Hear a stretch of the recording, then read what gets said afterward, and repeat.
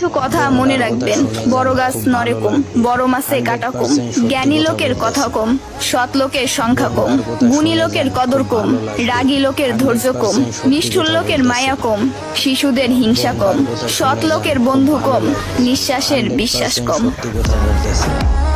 টাকার গরম, ক্ষমতার দাপট, সম্পত্তির অহংকার, রূপের বড়াই, এগুলা রাখবে কই? আমার জানা মতে কাফনে তো কোনো পকেট হয় না। একদিন আফসোস করবেন, জীবন শেষ হয়ে গেল কিন্তু কোনো নেক কাজ করা হলো না।